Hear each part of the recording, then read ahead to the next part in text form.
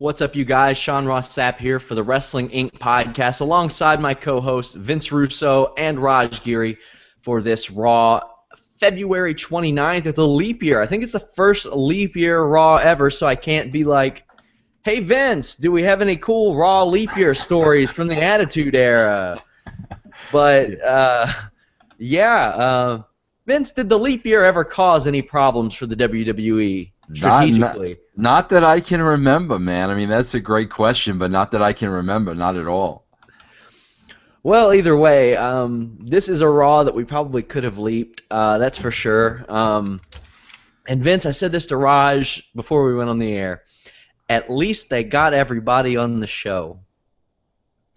Well, yeah, everybody on the show that was there. That's true. That's true. No Roman Reigns tonight. No Brock Lesnar. No, who else? Shane McMahon. Shane McMahon. Basically, the three of the other halves of the three biggest matches at WrestleMania weren't there. Man, guys, I just got to tell you, like, you know, from a writing perspective, I mean, I don't even know how you do that. I mean, this is WrestleMania we're talking about. You know, this isn't the road to Fastlane. This is WrestleMania. And I can't understand how it's not all hands on deck, how everybody is not there for every one of these shows. I'm telling you, I don't understand it. As it turns out, it seems like we're actually on the road to the March to WrestleMania, which is the name of their live event or special event that they're doing in Toronto in a couple of weeks, because that's what seems like it's being built up. We'll go ahead and kick it off. So I think we had who kicked off the show? I'm drawing a blank here. It was Triple H. Yeah, Triple H came out, and so we had a McMahon kick off every single hour. Well, that was in every single hour, actually. He was followed by Dean Ambrose, who interrupted him, and I thought Dean Ambrose was pretty entertaining here. I don't know if you all have checked out Deadpool, but he seemed like a live-action version of Deadpool in this segment. Challenged Triple H to a match. Triple H said, "You'll have my answer by the end of the night." I have mixed emotions about this. Vince, how did you feel about this segment and the direction in which they're taking this? Well, Sean, I didn't have a problem with Dean Ambrose's performance. I really didn't. But again, here's what I had a little issue with, and this is where, like, as a viewer, I get kind of confused. We have to remember where we went off the air last week. And we went off the air last week of Triple H beating Roman Reigns to a bloody freaking pulp. To a bloody pulp. The guy's not there this week. They established that. Well, I got to tell you, man, if a week prior a guy beat my good friend and my buddy to a bloody pulp, I would not be standing in the ring and cutting Oscar jokes. I mean, I just wouldn't. So that's why it's so confusing to me. I talked to Steve Austin today for about 2 hours, man. I did his show. He did a little bit of mine. We had a great show. And it got back to, again, the conversation of you create strong characters and you stay true to those characters. And, you know, Ambrose and Reigns have supposed to have been friends for years and years and years. I mean, last week, Triple H just beats the crap out of Reigns, and Ambrose is cutting one-liners. It's just so confusing to me because I don't think anybody in that situation would act that way. That's what's not natural to me. I have no problem with the promo. He was entertaining, Deadpool, all that stuff. But I mean, Sean, come on. If Raj got his butt kicked in last week, and you his buddy are confronting the guy the following week, you're going to stand there and make jokes? You're going to go for his throat? I mean, you're going to attack him, especially if Dean Ambrose is supposed to be a crazy man. So there's such an inconsistency with the characters, it drives me nuts. Yeah, Dean is becoming more and more of a punching bag too. I mean, here he is, going on to face Brock Lesnar here in a little over a month, and he's just getting his ass kicked every week to where I think he's just starting to look weak to doing it. And yeah, to Vince's point, he should be attacking Triple H as soon as he came out and been really angry with what happened last week. But, again, last week, big beating and barely followed up on. Also, Ambrose, despite the fact that I like him a lot, seemed kind of like a crappy friend. He used his best buddy getting his ass kicked as leverage to get himself a title shot after he lost the match to get that title shot. So, yeah, but I mean, let's be real. With the likes of John Cena, they've never really booked their baby faces to be good people. So, yeah. The one thing I thought was interesting in this promo is when he asked Triple H if he really liked Shane McMahon. Yeah. Do you think that was scripted? I think so. I think he'd probably get in some trouble otherwise. Yeah, because Triple H gave one of those shake it. He shook his head like I don't want to go there, and I liked it. I thought that was a really cool line. Little stat: this would be Ambrose's 6th WWE title shot. Obviously, he's not won yet, so there's that. We had Sasha Banks versus Becky Lynch. A lot of speculation around this. We thought for a while that it would end up being a triple threat. It ended up in a double pin. I liked the match.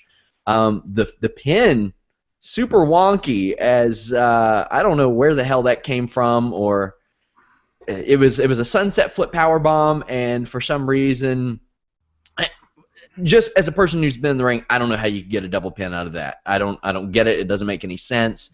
But later on, it was revealed that they will have a rematch on SmackDown. I want to get your all's take on the match, the pin, the booking, and the idea to put it on SmackDown. But I do like that they put it on SmackDown because they're doing a little bit of something each week, even if it's one little thing to say, hey, watch this show on Thursday. Raj, what did you think of this whole situation? Yeah, it was a weird-looking finish. You had Charlotte right there. You could have easily had her, take them both out and do a double count out, and you get to the same place. But, I have a feeling they're probably going to do the same thing on SmackDown, where you don't have a decisive winner, so it's going to end up being a triple threat. So yeah, it was a weird-looking ending, but we figured we said it last week that it was probably going to be a double pin, and that's where they went. Vince. Yeah, you guys have been calling the double pin for weeks. I give all the credit to you guys. You've been saying it for weeks. I thought the finish was real kabuki-ish. And I would assume too, it gives them another big match on SmackDown. It's going to be the same finish, and it'll get them to the triple threat. So I assume that's where they're going.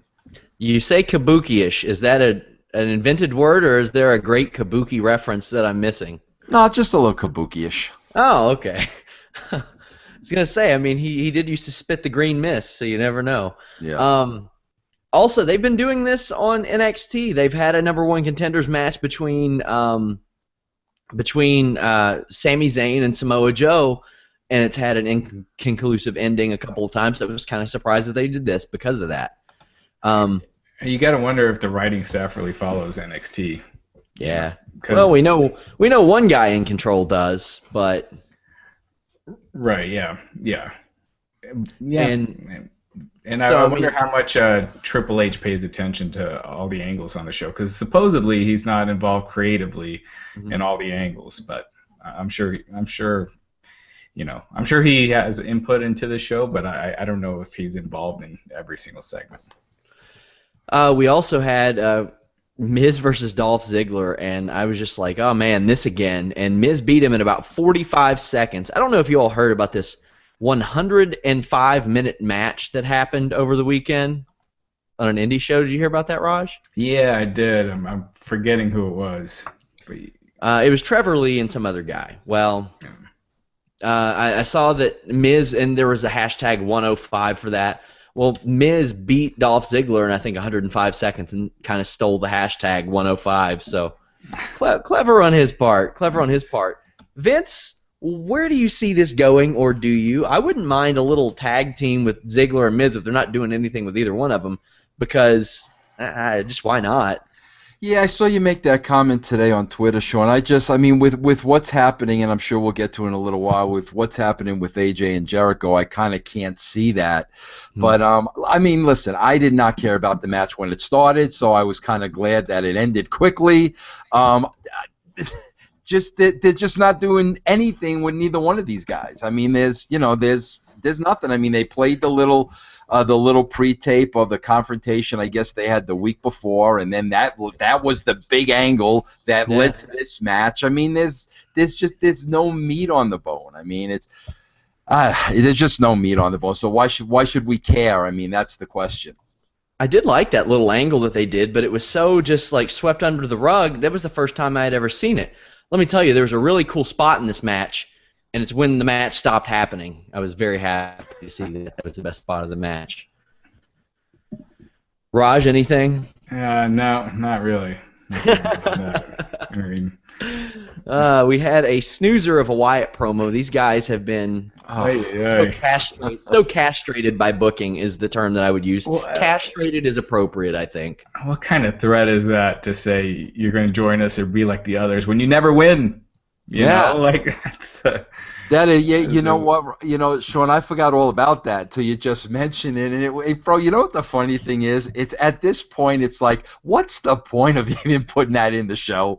Like, I mean, like, okay, you gave them a presence on the show, I get it, but like, what was the point of? Oh my God, what a waste of 30 seconds. I mean, what did that do for anybody? It's like they're going over the checklist on the show.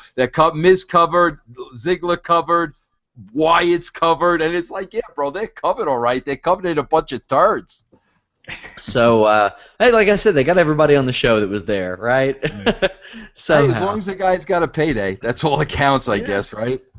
We also had a Stephanie McMahon promo, and I thought it was really good. And the thing is, if you're building Shane McMahon up as this babyface, I don't know if you want to cut him down like that and kind of reveal, oh, you didn't bring up my kids because they're girls, and you don't think that I can control things because I'm a woman. But I thought the promo was great. Stephanie McMahon can cut one hell of a promo. Raj, what did you think of this whole thing? And do you like that beautiful trophy? Yeah, actually, the trophy is pretty nice. I will say that, yeah, I did think it was weird in the Shane promo last week because he's the baby face, kind of implying that since he had sons, he should be next in line. And then Stephanie kind of played up on that, which, that's, she's basically calling him a sexist, and it does play out that way. So I thought it was kind of weird to take that route when Shane is clearly the babyface and Stephanie's supposed to be the heel. But other than that, it was a really good, effective promo, and it might have been the best thing on the show. This is the same guy that made Test fight him for Stephanie's love, 17 years ago? I believe so. Right. He had to beat Shane McMahon in order to marry Stephanie, if I remember correctly. That was a fun match too. Vince, what were your thoughts on the promo and the direction thus far? Well, I'm going to tell you this, Sean. Listen, I always tell you the good and the bad, okay? And this is where I think they improved over last week. Because, bro, I'm telling you, when they saw they lost 800,000 viewers from hour 1 to hour 3, somebody said, oh, maybe we should spread out the story throughout the entire show. So I give them credit for that. There was nice spacing today. You had Triple H, Ambrose up front. Then you went to the Stephanie piece. Then you had to wait for Taker and Vince piece. So at least there was an attempt to stretch the story throughout the show, which I thought was good. Now, I guarantee you, by the time we get to next week, they'll forget all that again, and they'll blow the load in the first segment, and we'll never hear it for the rest of the night. But they definitely learned by last week's mistake. They did make an effort to spread it out, so I got to give them credit for that. I'm really interested to see how Triple H is going to factor into all this, or if he does. He has to somehow. I mean, his job's really, because I think his storyline is Roman Reigns, and I don't know how much you want to kind of intersect those, for that same show. You know what I mean? But how do you explain Triple H not being involved in this in any way? I mean, his livelihood is on the line. By what they've been doing, by just not having him out there and having it, focus on Steph and Vince. I don't think we're going to see Triple H really out there for many, if any, of these promos. I think it's going to be Stephanie kind of solo or with Vince, because I think again, you want to keep those at this kind of separate. Well, next up we had the Lucha Dragons against the most dominant tag team in WWE history, the League of Nations. Rusev ended up getting the pin on Kalisto, which was the first of 3 champions that lost on tonight's show. You see this having any long-term ramifications for Rusev, Raj? Actually, let me stop you. You know what pissed me off? They hyped up this Rusev Body Slam challenge on social media all day, and they didn't show a bit of it on Raw, did they? They talked about it. Yeah. I thought it was going to be a big segment, in the ring, but yeah, it was nothing. It was weird that whole thing was weird. But Kalisto, I mean, I'm guessing he's lost more than he's won since he's been champ. I'm gonna check that out right now. I mean, at least on Raw. Well, it's super weird that he's been eating the pinfalls in these matches too. Right, and I wonder if maybe they're building Rusev and Kalisto for the pre-show or something. I don't know, but it just, as long as Kalisto has the belt and they book him the way they are, it's just making the belt less and less important every week. 5 losses for Kalisto since winning the title a month ago on Raw and SmackDown. Pretty weird. JBL is insufferable. He's terrible. I'm getting so sick of the forced I love it, and oh, I hate these Lucha Dragons, I hate their Lucha chant. It's so forced and fake, and the sports references and the pop culture references are so bad. Also, Vince, do you have any idea why Byron Saxton's even there? No, bro, no. I said a long time ago, and it's too late now, obviously. Great for JR. He got a new gig. God bless the man. The guy deserves to be on TV. He should die in the announce chair, bro, when he's 90 years old, okay? So it's impossible now, but I mean, they could have put Lawler and JR, back together at any time and immediately had an increase in viewership. I mean, it's something that simple.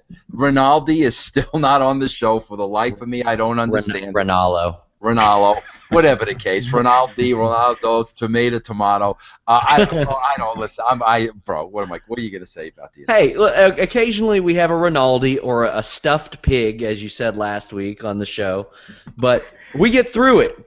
Get through it.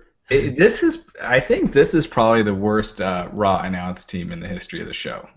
And I'm talking about the whole time, since even from their first episode when you had the Rob Bartlett guy, because at least you still had Vince and Randy Savage, and they were entertaining to listen to. But this is, I think it's the worst, and Vince, over 3 hours. Vince, were you around when Rob Bartlett was there?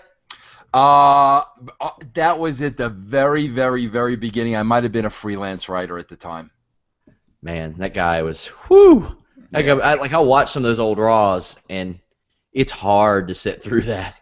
Yeah, but it didn't last long. At least they got rid of him pretty quick. Like this announced team, they're sticking with it regardless of how bad it is. I guess we could have Mongo McMichael. So.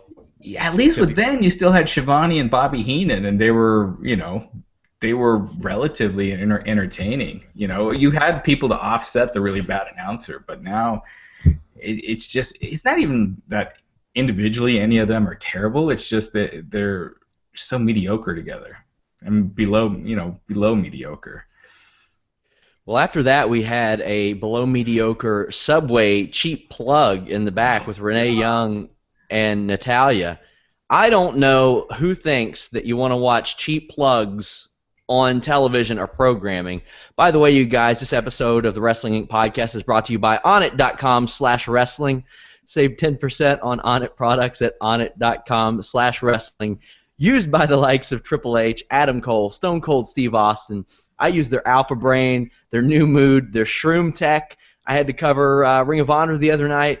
The man, Adam Cole, main evented. He uses Onnit. We even talked about it in our interview last week. Did you see Triple H and Stephanie McMahon tonight? They look great. Their trainer, I think it's Joe DeFranco, he loves Onnit. Onnit.com DDPYoga.com/wrestling. Save 10%. Also, the tag team of Y2AJ has formed, and they are users of DDPYoga.com/wrestling Inc. You can also get a great deal on the Max Pack at DDPYoga.com/wrestling Inc. Get yourself in shape, guys. It's almost summer. It's almost WrestleMania season. You never know. With all these injuries, guys, they might call on Vince Russo, former world champion, to get back in the ring. So, and they're just a couple of the guys that use DDP Yoga. Oh yeah, a number of wrestlers that use DDP Yoga now. It's pretty insane. And to hear like Jericho, the back problems he was having before he returned to WWE a couple of years ago, and he thought he needed surgery, and then he went on the program, and then it fixed his back problem. So definitely check it out, DDPYoga.com/wrestling Inc. But yeah, we wouldn't ever think of doing a Subway-ish shameless plug on this show. So that seemed like that was their first read-through of that promo. Yeah. Like that's the first time they saw those words, and they were reading off a cue card.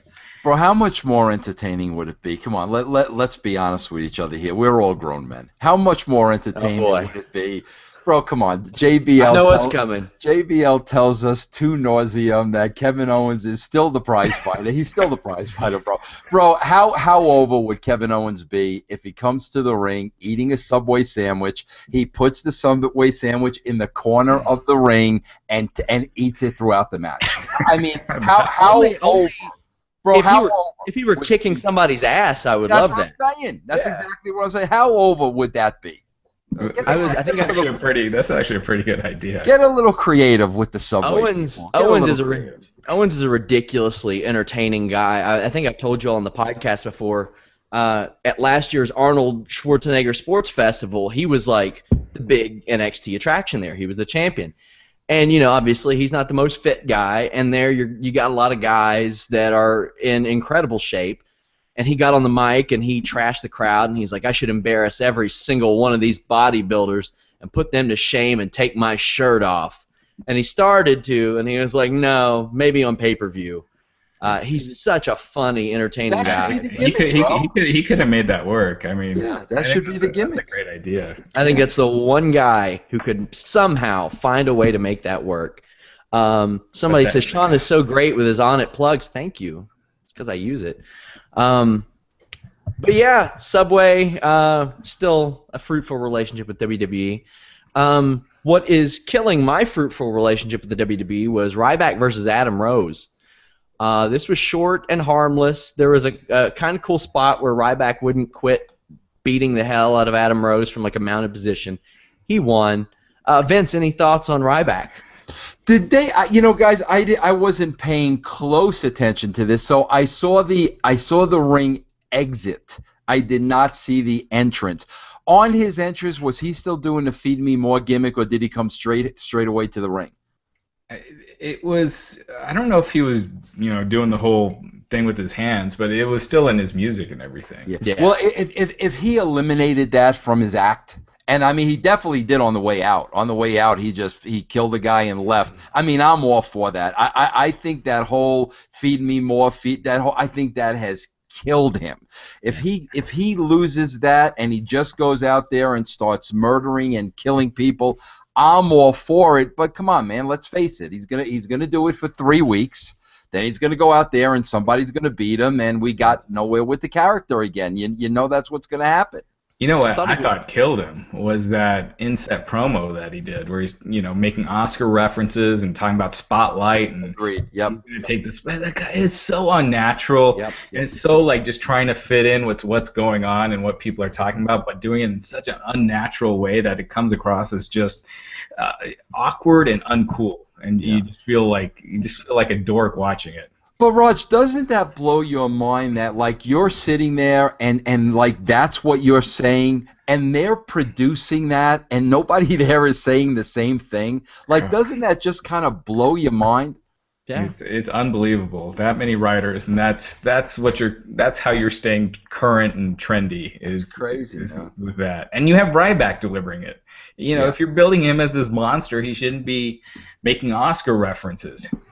I like to make comparisons to MMA because it's so simple, the booking comparisons between the two sometimes.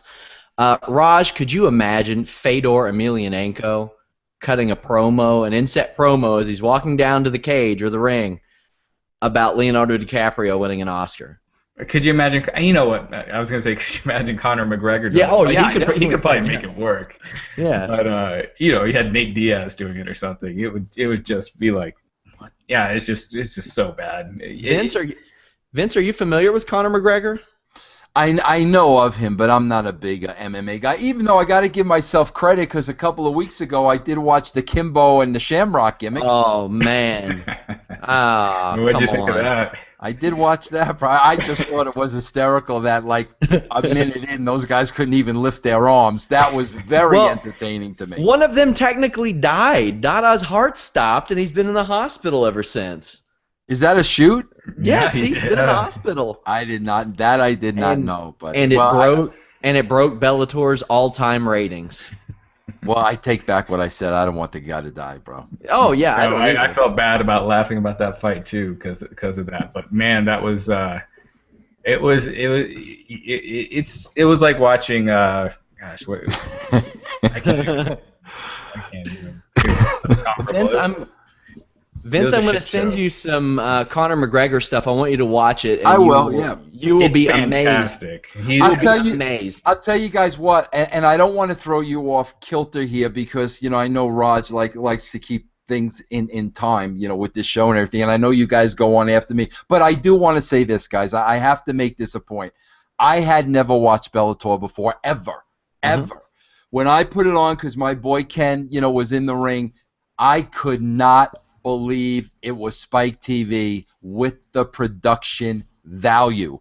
And as soon as I saw the production value and everything they were putting into Bellator, it made all the sense in the world to me why they no longer wanted to do TNA wrestling.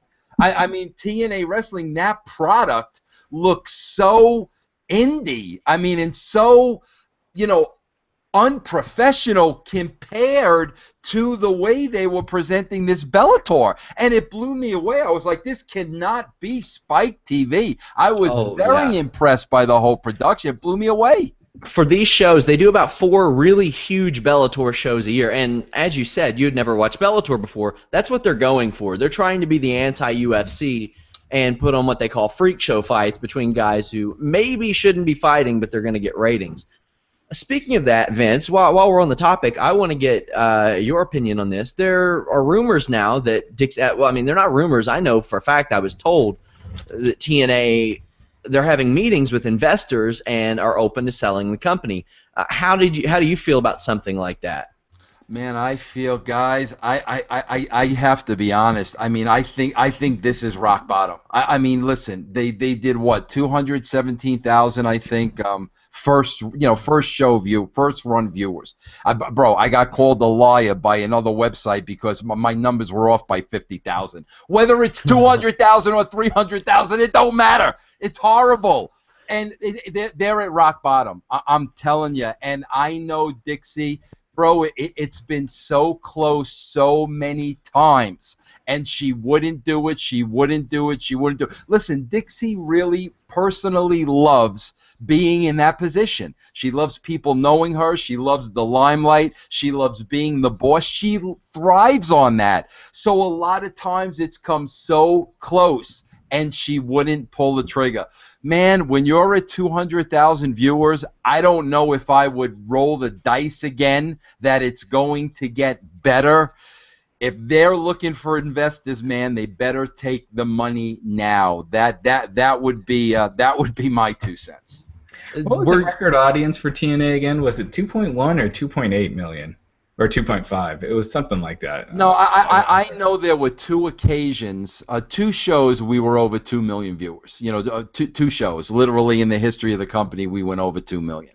And so I think Bellator, it's the same, right? They've had 2 that have gone over 2 million, and how much more money and promotion and care that they're putting into Bellator. Whereas with Impact, who knows if they would have stuck with it and really put their resources behind it. Who knows? I think TNA had one of the best rosters in the world at a couple of different points. So that's crazy. Vince, were you around when the rumored rumored proposition of a sale was happening of TNA to Toby Keith and Jeff Jarrett. Oh yeah, I was around during all that. Yeah. And how did you feel when you heard? I mean, we all heard the rumors that the reason it didn't go through is because Dixie or the Carters wanted Dixie to remain in that position. Were you surprised? Because I felt personally at that point, I was like, man, Jeff Jarrett at least has an idea, and at that point he wasn't going to book himself on top anymore. So I thought that was a real good chance for TNA. But it wasn't the Carters. It was Dixie. It was the Carters speaking for Dixie, and that's always been the case. There's been money on the table before, man. There's been big money on the table, but every time Dixie would have been taken out of position. And but like I said, man, if they don't take that money now, I'd really question that. Who wouldn't? This is nothing against TNA, but at this point, who would invest in it? You know, I mean, you could start up your own company. I could sell you some magic beans if if you're willing to put that kind of money. That what it would take to turn TNA around. It's not even you're not even talking 8 figures. I don't think. I think you're going to 9 figures to make it a legitimate second brand and get it back to where it was getting at one point. And if you're going to do that, you might as well just invest 7 figures on a wrestling podcast with 3 guys talking after Raw and probably make a little more money back. Oh yeah, big money. Yep. So back to Raw, we had the team of Y2 AJ beat the New Day. I don't know how I feel about this. I don't know where it's going. Maybe Jericho turns on AJ, but we never see first-time matches on pay-per-view anymore. This one's on Raw. We're having, I think, a championship match next week on Raw between the two. Vince, your feelings on the team of AJ Styles and Jericho, and where you think it might go? Well, there's a couple things on this. First of all, they were practically telling us that they're going to wind up fighting each other. I mean, they were hitting us over the head with it, and the footage, and the this, and the that, and the other thing. So I'm like, why don't you just, tell us what's going to happen? And to me, like, I have to believe that's where it's going, and they want to try to get another match out of it at WrestleMania because listen, if you bring AJ Styles in and the guy has 4 single matches and then all of a sudden he's a tag team wrestler with Y2J, you're out of your mind. I mean, what a waste of a talent, what a waste of a resource. So I can't believe for a minute that's what they're doing. I believe that they're putting them together as a team. Maybe they even win the belts and make it a little bit more interesting, but then they go back to, the heat between them, and maybe they get another match out of it at WrestleMania. But man, if you're going to put AJ with a tag team 4 weeks in, I can't fathom that's what they're doing. I agree. There's no way that with such a depleted roster that they have right now, that they already demote, Jericho and AJ Styles to the tag team division. That being said, they've already wrestled 3 times on TV, and they've got to have a big stip or something at WrestleMania. I don't know if they do a ladder match or something, but Jericho's 45. I don't know, what kind of stip, how well he could do it. I mean, I guess with AJ Styles, it wouldn't be too hard, but still.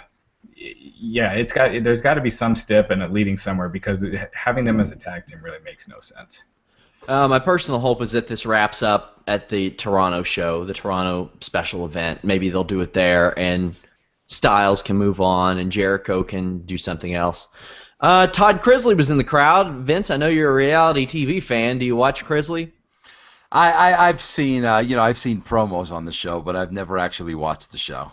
Well, unfortunately, Kevin Owens did not powerbomb him off the stage, which would have been fantastic. That would have been really fun. But Vince McMahon came out, cut a little promo. The Undertaker came out. He was very succinct in his words and said that Vince knows what happens when that door closes and that Shane McMahon's blood will be on Vince McMahon's hands. And he also grabbed Vince by the throat.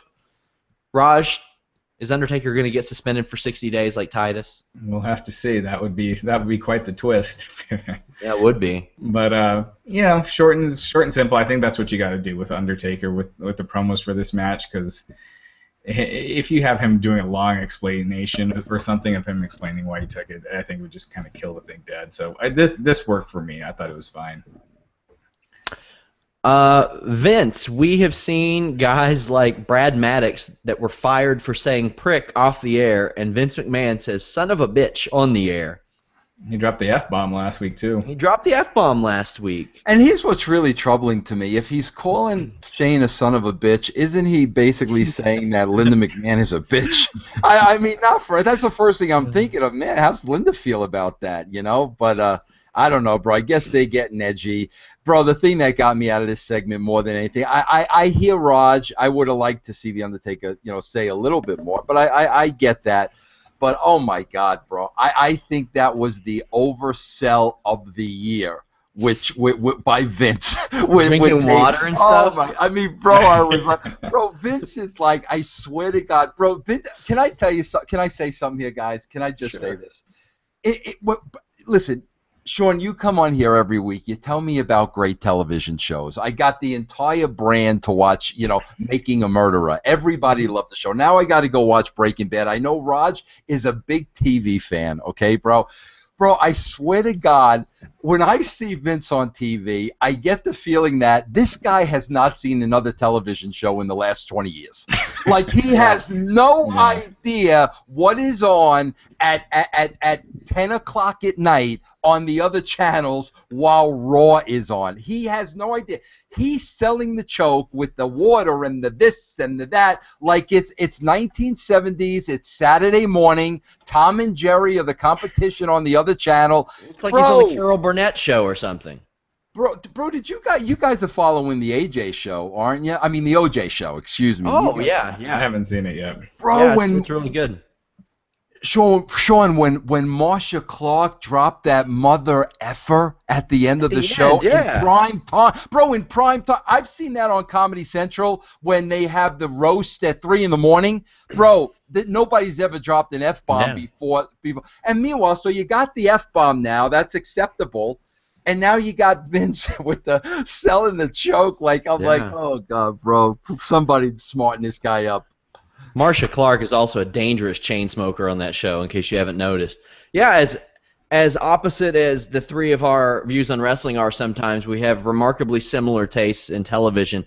Something I want to bring up, like my taste in television over the past several years has drastically changed the way I look at pro wrestling, because for years I didn't watch a lot of TV. I'd watch sports, I'd watch wrestling, I'd watch South Park, something like that.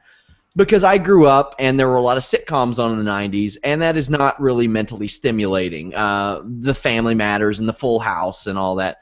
Married with Children was kind of fun, but that was a different thing. And of all things, I caught Burn Notice on after Raw, and I was like, what? There are TV shows like this? And compared to the stuff I watch now, that's like low-level kindergarten stuff. I had no idea that Breaking Bad and The Walking Dead and The Wire, for the love of God, were around, and now my taste in wrestling and entertainment, it takes a little more to impress me, and my standards have decreased so much, and I hate that.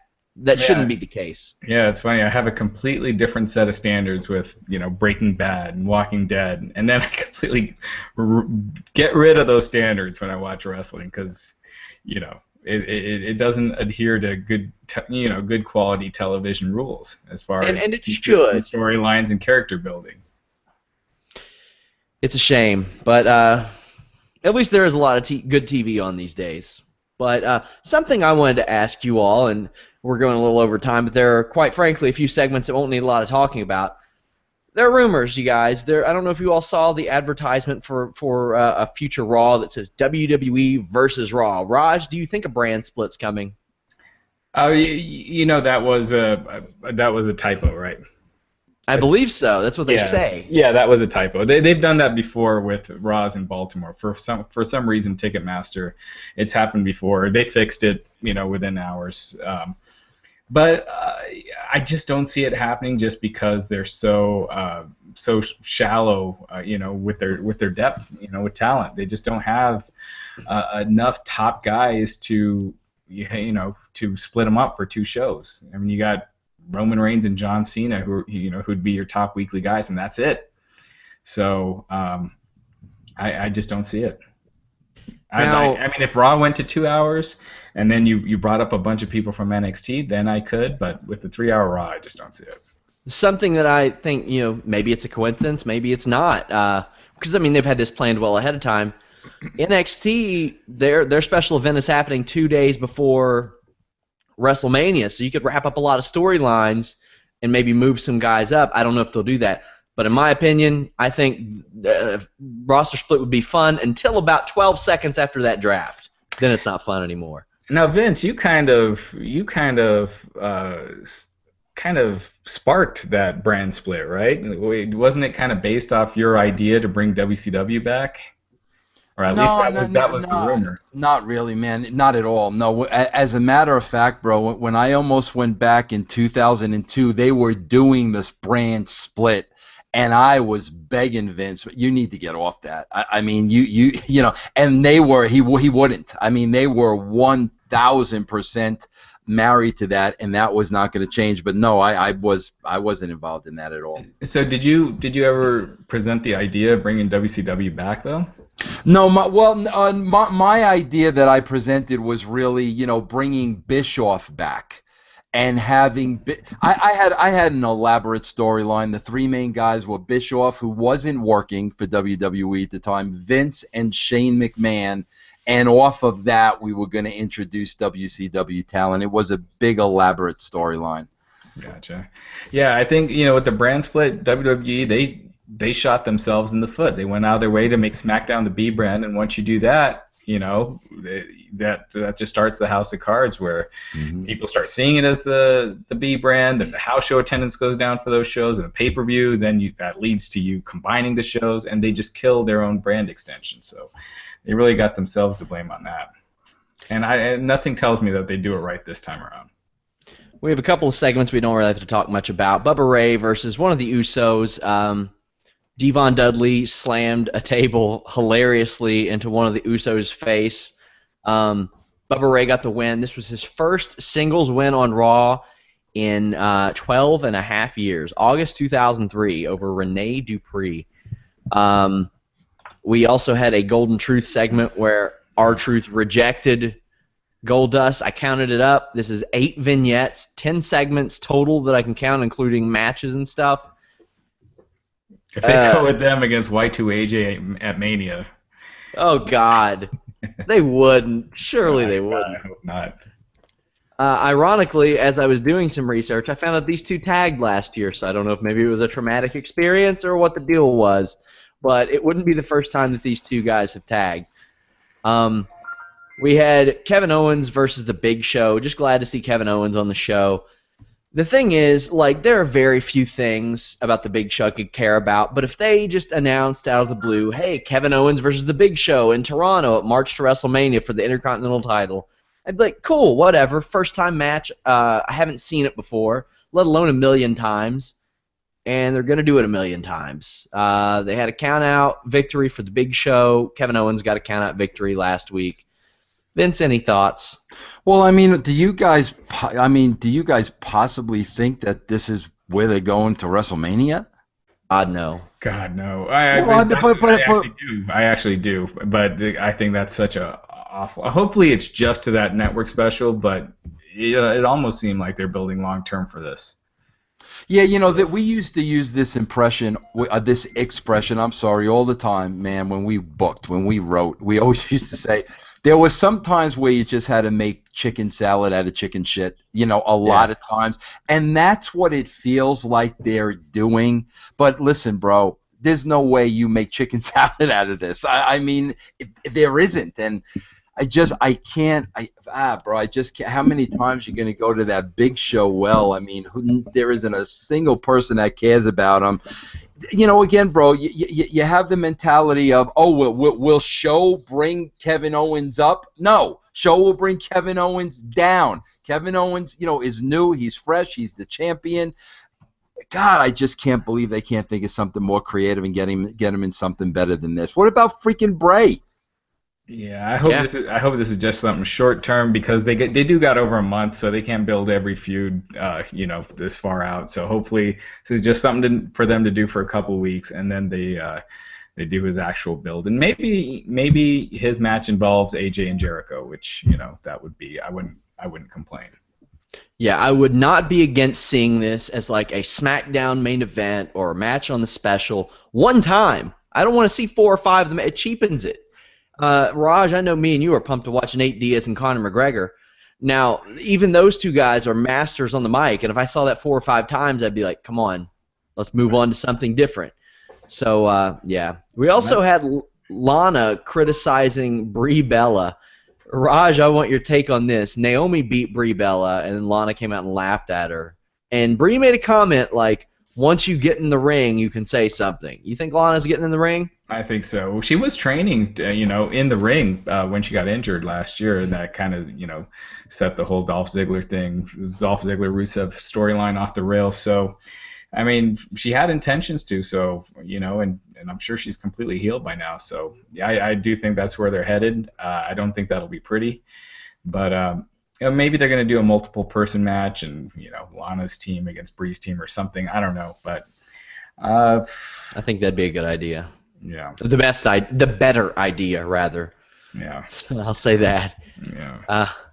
Vince, do you see dollar signs on Lana wrestling? Well, I'll tell you what I do see, guys, and I'm going to be perfectly honest with you. I have no problem with, all the NXT girls coming in and now making up the Divas division, and they're real athletes. I have no issue with that whatsoever. I'll tell you what I got a big issue with again. And again, the show is on from 9 to 11 o'clock at night. Once Nikki left, there's no sex appeal whatsoever on this show. And I got to tell you, one of the shows I watch, Sean, that I'm going to recommend to you is there's a great show on Thursday nights. It's called Shades of Blue. And Ray Liotta is in it, and he's phenomenal, and J-Lo's in it. And, they're crooked cops.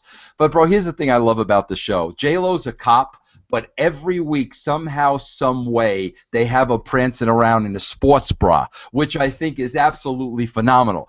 There is no sex appeal on this show. I don't know how you could have such Kevin Owens? Well, Kevin Owens, yeah. Well, if he had the Subway sandwich, maybe. I just don't know how you could have a beauty like Lana, a beautiful woman like Lana with a knockout body sitting in the back every week. I mean, do freaking something with her. Give us a little sex appeal on the show. There's none, zero, and I think that's an element that they're missing, and they have her, and I don't know why they don't do anything with her. My own comment had me kind of disgusted because I could just imagine 1998 Vince McMahon trying to make Kevin Owens a sex icon. Talk about a foot long, one of those type of things. And he comes out there with the sub. I could just see it now. But yeah, I guess we're getting that. Ambrose versus Alberto Del Rio. This was nothing. This wasn't even. But the story is Triple H. And then let me ask you this: with how the reaction has been to Reigns and Triple H, do you think there's a possibility that they do something to change it to a 4-way at Mania with Lesnar and with Lesnar and Ambrose? God, you'd have to go an hour, wouldn't you? I guess, yeah, because you're taking 2 top matches and combining them into one. But right now, that main event is looking like it has the potential to be a disaster. And Raj, did you see the promo? I saw it. Somebody posted it, and I was like, I got to post this on the site. The classic Roman Reigns promo I posted on the site. Yeah, from NXT. It was a heel promo. Vince, I want to send that to you, too. Roman Reigns cut a kick-ass heel promo where he ran down the interviewer. He was like, because the interviewer's like, oh, you're late. And Reigns is like, oh, I'm sorry. Did you have to cut down your time at the dollar store to be here to interview me? And he was really, really good. And I'm like, if a guy is that unlikable to fans, just make him unlikable.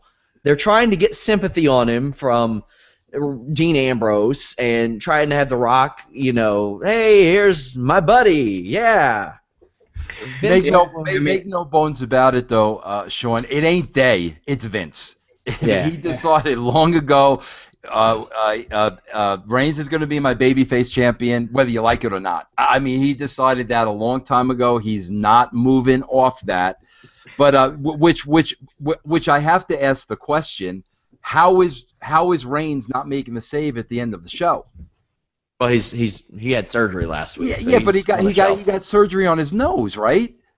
That's what they say. You can't beat somebody up with a taped up nose.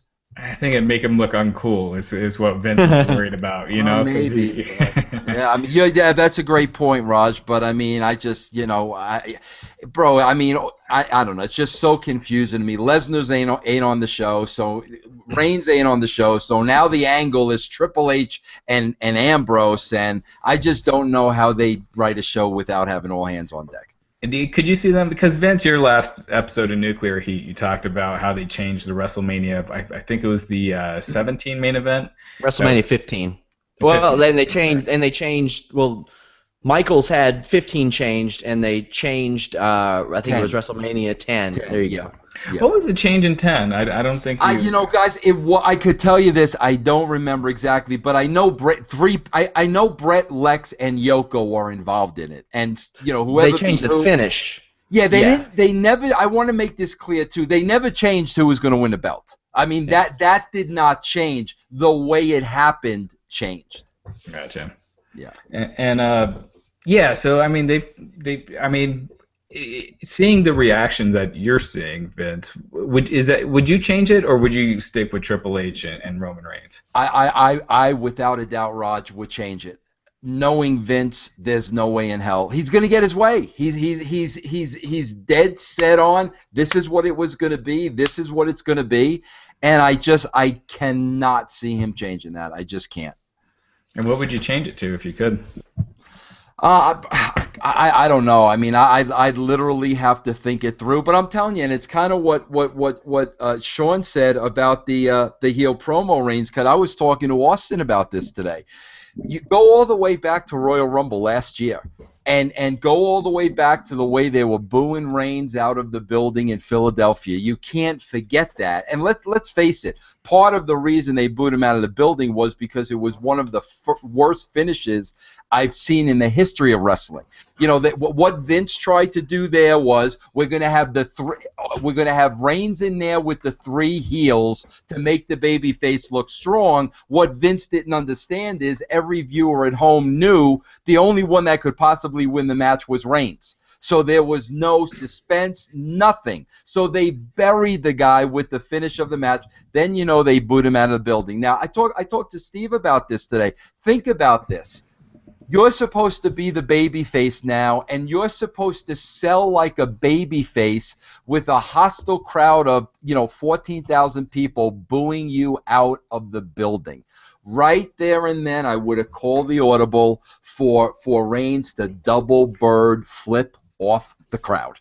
But there's no way anybody would have been able to smile on their face, go up to the second road. That's where the slow death of Roman Reigns started. But Vince is right back on that track, and Reigns is going to be the champion as a babyface, regardless of what anybody thinks. Vince, how would you rate this Raw?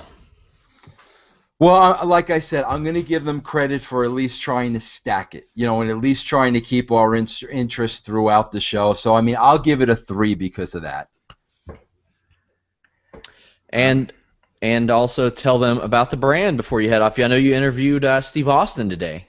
Yeah, we had a great talk, and I think I'm on his podcast tomorrow. I'm not sure, but yeah, guys, the brand, as you know, VinceRussoBrand.com. I do podcasting 6 days a week, 2 brand new episodes every week. We do an Attitude Era show every Tuesday. We'll do that tomorrow, and just check us out. And Nuclear Heat, remember Nuclear Heat every Thursday right here on WrestlingInc.com. Vince, thank you very much. We will see you next Monday. Thank you, gentlemen. All right, take care, Vince. Bye. Also, guys, this is a big week for Wrestling Inc. podcast. We have shows Wednesday and Thursday. We've brought Rob McCarran on. You all are going to love him. He'll be joining me Wednesday and Thursday. In my opinion, one of the best podcasters in the business. Saturday night, we're doing a post-UFC 196 show. I will be in Columbus at the Arnold Sports Festival doing some live coverage of the NXT shows and the WWE experience. Going to go back to the hotel, cover UFC 196, do a post show as well. This is a big week for us, Raj. Yeah, yeah, and I'll be joining you guys on Thursday. I'll try to see if I can join you on Saturday, but yeah, definitely. I think this is going to be our regular schedule here on out. At least with the Monday, Wednesday, and Thursday, and then of course after any WWE pay-per-view and any big UFC ones. So definitely check us out. You good people asked for more, and I told Raj on this podcast, Raj, I'd do 7, and he came at me and he said, "Well, let's do a bunch." So here we are, and I'm excited. I'm so happy. We're gonna get to some questions now, guys. Somebody says, "What is on your desks right now?" Hey guys, just so you know, I'm not lying. This is what's on my desk right now. On it. What's on your desk, Raj? And I got a bunch of crap I got to do, and so it's the stuff, my to-do list for the next couple of days. So I'll be taking that Alpha Brain, and that's about it. You guys think I'm messing around? On it.com/wrestling. I'm legit. Somebody says Rock versus Triple H versus Reigns at Mania. You know what? The Rock stuff has been very, very quiet lately. Ever since he was saying big, big, big things that we've never done before, blah, blah, blah. It's been very quiet lately. Do you think that's an option, or do you think that maybe he realized that what he thought was big maybe wasn't big to everybody else, Raj? Yeah. My guess would be that he's going to be in Roman Reigns' corner. Look, if he could wrestle, they would do it in a heartbeat. Yeah. He's got movies he's filming for the next 12 months back to back to back. So he can't risk an injury like he had last time he wrestled that put off Hercules. They had to, change the whole schedule. He couldn't promote Pain and Gain. So there's a lot of money, in The Rock. And so he just can't, get in and risk that kind of injury again. So he's not wrestling. If he was, trust me, the wheels would be set in motion. It'd be Triple H versus The Rock. I think I lost you for a second there, but yeah. I think we're good. Or maybe you lost me. I'm not sure which way it went. But if they could pull that off, I think that would be very good. Somebody says, "Thanks a lot, Sean, for that visual of Owens and a sub." You're welcome. Somebody coincidentally, I bet, right after that says, "Bring back Val Venus." You know what? Val Venus with a Subway gimmick thing, that could have been pretty funny. Somebody says, "Does it seem like WWE brass is assuming that people will simply tune into WrestleMania because it is WrestleMania?"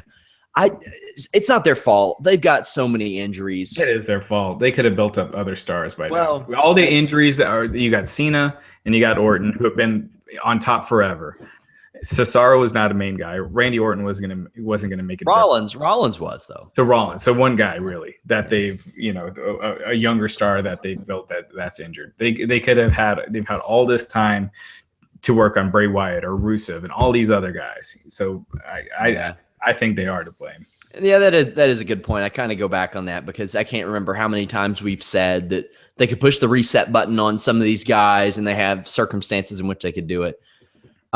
Do you think Kevin Owens will ever get a fair chance in WWE? They are clearly setting him up to fail. I don't agree with that at all. I just don't think he's being pushed to the moon. They're not setting him up to fail, but I think they're kind of setting him up to be in the mid card area. He's not high on their list of priorities. But the weird things happen, and Daniel Bryan wasn't either. If they sometimes opportunity breaks through and Kevin Owens might get lucky and get pushed to the top. So we'll just have to wait and see. But I don't think there's a conceited effort right now for him not to make it. After WrestleMania 32, who do you see taking over as the main heel? Personally, I hope Roman Reigns, because who does he have to work with as a babyface at this point? I'm starting to get nervous that they're going to do Ryback. It's starting to look like it, because they were giving him that hard heel push and wanting to go for the top, and you look at who else is on the roster. If it is indeed Reigns, and right now, unless something changes, it's clear that they want Reigns. They're going to try Reigns as the babyface. He beats Triple H, and then who do you go with? And just looking at what they're doing with Ryback, I think they realize they got nobody set, and it looks like they don't want to turn Ambrose. So there you go. Somebody says, "Why do people leave the arena during Ambrose matches?" It's because it was the end of the show. That's the only thing. There is no correlation between the two. Well, there is. No one left during a Hulk Hogan match in the 80s, Well, I mean, if it were, or The Rock or Steve Austin. Yeah, but is that his fault? That's not it's how he's condemnation been of him. Yeah. No. It's how he's been booked. I mean, if the main event is Bray Wyatt versus Kane, people are going to be leaving. It's not. Yeah. It's not Kane's fault. It's not. Well, it's not Kane or Wyatt's fault. It's how they've been booked. They're not made to look like those are huge stars that you have to watch. You'd rather beat it and not have to worry about the parking. So. It's not Ambrose's fault. He hasn't been booked to look like a top guy. Every week he's getting his ass kicked by the real stars, and he's never getting one up on him. Hopefully that changes. They still got time, but that's just how he's been booked. Sean and Raj, which announced teams are your personal favorites? Ooh, you know what? My favorite in recent memory, Mauro Ranallo and Josh Barnett. I'd say my favorites probably growing up, probably just Gorilla Monsoon and. Well, Bobby Heenan and anybody, but Gorilla Monsoon and Ventura and Gorilla Monsoon and Heenan are kind of what I grew up on, so I like those. Yeah, I love Vince and Jesse too. They had a certain excitement and a chemistry that they were my favorite, and I love Gorilla and Jesse. I thought Jesse was just fantastic when he was with the WWF, and then I got to throw JR and Lawler on there too. Yeah. Vince used to be like so low-key hilarious on commentary. Like you'd have Jim Ross sitting there, and I mean we all know the rocky history between JR and Vince McMahon, and JR would say something about ego and Vince McMahon would go, "You'd know all about ego, wouldn't you?" And Jim Ross would be like, "What?" And Vince McMahon would just go, "Ha ha." But what's great with Vince and Jesse was how Jesse would pick on Vince, He'd like, "Shut up, McMahon." And he talked to Vince in a way that you never heard anyone else really. Well, he did a lot of things that nobody else would ever do to Vince. So, I mean, the union suing him, a lot of stuff. So Jesse Ventura obviously didn't care in the booth. Yeah. We'll answer a couple more. Knowing Shane's incredible past matches, how violent do you think Shane and Taker will be? I think Shane will do everything that he can short of jumping off of that scoreboard. Man, he might do that. Who knows? I mean, he's what, 46 now? Yeah. I hope he doesn't do – I'm sure anything he does will be carefully staged.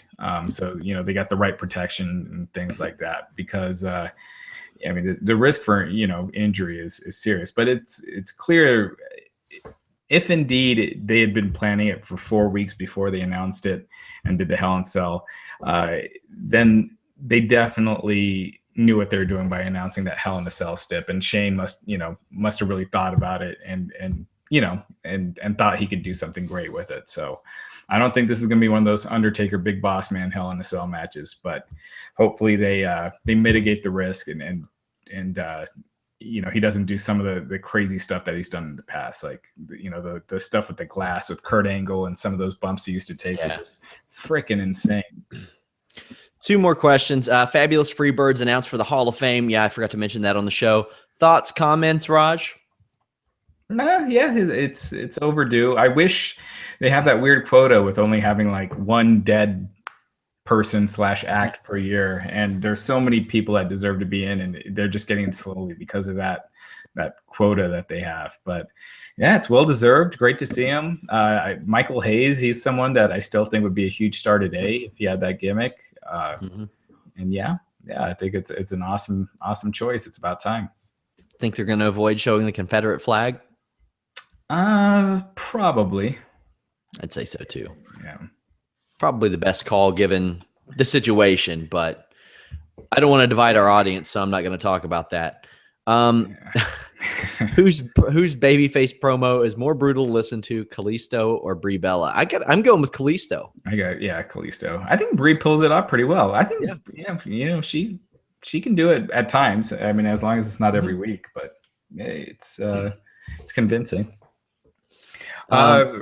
Oh, go ahead. Go ahead. No, go ahead. One thing I did want to talk about was Conor McGregor, but I guess we could save that for Thursday.